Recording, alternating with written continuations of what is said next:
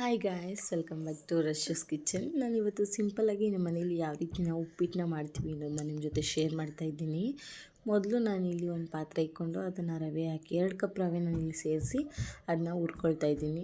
ನೀಟಾಗಿ ಹುರ್ಕೊಂಡಾದಮೇಲೆ ನಾನಿಲ್ಲಿ ನೆಕ್ಸ್ಟು ಅದೇ ಪಾತ್ರೆ ಇಟ್ಟು ಎಣ್ಣೆ ಹಾಕಿ ಒಂದು 3 ಟೇಬಲ್ ಸ್ಪೂನಷ್ಟು ಎಣ್ಣೆ ಹಾಕಿದ್ದೀನಿ. ಎಣ್ಣೆ ಹಾಕಿ ಸಾಸಿವೆ, ಕರಿಬೇವಿನ ಸೊಪ್ಪು ಮತ್ತು ಈರುಳ್ಳಿನ ಹಾಕಿ ನೀಟಾಗಿ ರೋಸ್ಟ್ ಮಾಡ್ಕೊಳ್ತಾ ಇದ್ದೀನಿ.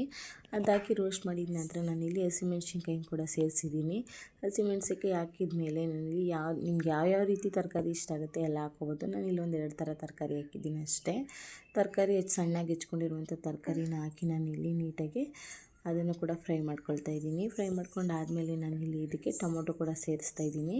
ಟೊಮೊಟೊ ಹಾಕಿ ಅದನ್ನು ಒಂದು 2 ನಿಮಿಷ ರೋಸ್ಟ್ ಮಾಡ್ಕೊಂಡ್ಮೇಲೆ ನಾನಿಲ್ಲಿ ಟರ್ಮರಿಕ್ ಪೌಡರ್ ಕೂಡ ಹಾಕ್ತಾಯಿದ್ದೀನಿ. ಹಾಕಿ ರುಚಿಗೆ ತಕ್ಕಷ್ಟು ಉಪ್ಪನ್ನ ಸೇರಿಸಿ ಚೆನ್ನಾಗಿ ಫ್ರೈ ಮಾಡ್ಕೊಳ್ಬೇಕು. ಫ್ರೈ ಮಾಡ್ಕೊಂಡಾದಮೇಲೆ ನಾನಿಲ್ಲಿ ಎಷ್ಟು ನೀರು ಬೇಕು ಅಂತ ನೋಡಿಕೊಂಡು ನೀರನ್ನು ಕೂಡ ನಾನು ಸೇರಿಸ್ತಾ ಇದ್ದೀನಿ. ನೀರನ್ನ ಇಟ್ಟು ಅದು ಚೆನ್ನಾಗಿ ಕುದಿ ಬಂದಮೇಲೆ ನಾನಿಲ್ಲಿ ಸ್ವಲ್ಪ ರವೆನೇ ಹಾಕ್ಕೊಂಡು ನೀಟಾಗಿ ಅದನ್ನು ಮಿಕ್ಸ್ ಮಾಡ್ತಾಯಿದ್ದೀನಿ. ಈ ಥರ ಮಾಡಿಕೊಂಡು ನೆಕ್ಸ್ಟು ಮೇಲ್ಗಡೆ ಸ್ವಲ್ಪ ಕೊತ್ತಂಬರಿ ಸೊಪ್ಪು ಹಾಕಿದ್ರೆ ಟೇಸ್ಟಿಯಾಗಿರುವಂತಹ ಉಪ್ಪಿಟ್ಟು ರೆಡಿ ಆಗುತ್ತೆ.